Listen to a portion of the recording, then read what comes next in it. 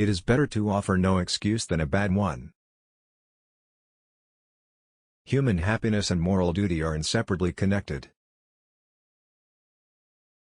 If freedom of speech is taken away, then dumb and silent we may be led, like sheep to the slaughter.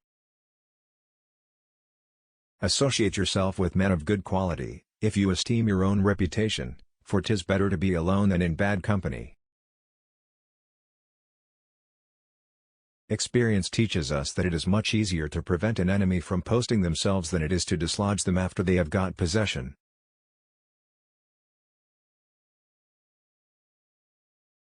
Happiness depends more upon the internal frame of a person's own mind, than on the externals in the world.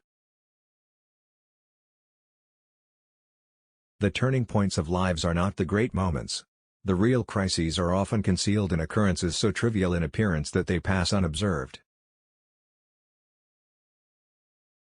The harder the conflict, the greater the triumph.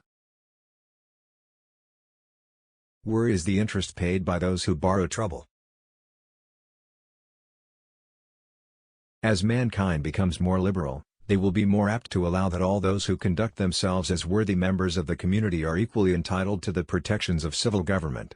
I hope ever to see America among the foremost nations of justice and liberality.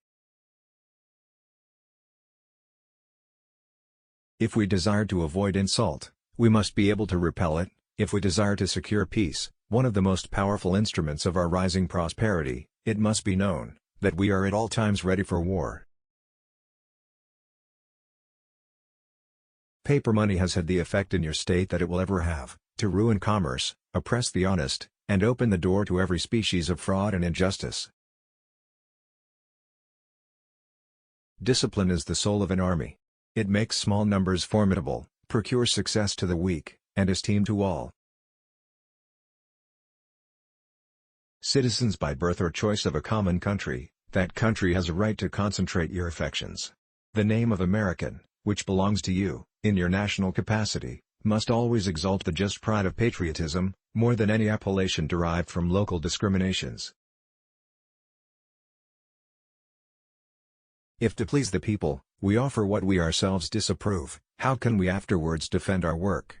Let us raise a standard to which the wise and honest can repair. The rest is in the hands of God. Overgrown military establishments, which, under any form of government, are inauspicious to liberty, and which are to be regarded as particularly hostile to republican liberty.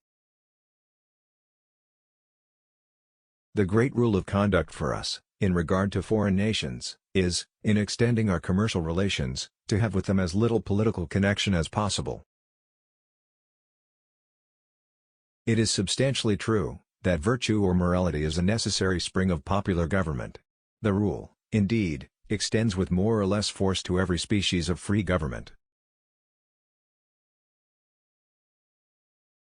Nothing is more essential, than that permanent, inveterate antipathies against particular nations, and passionate attachments for others, should be excluded, and that, in place of them, just and amicable feelings towards all should be cultivated.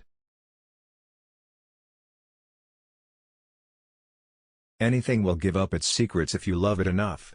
Not only have I found that when I talk to the little flower or to the little peanut they will give up their secrets, but I have found that when I silently commune with people they give up their secrets also, if you love them enough.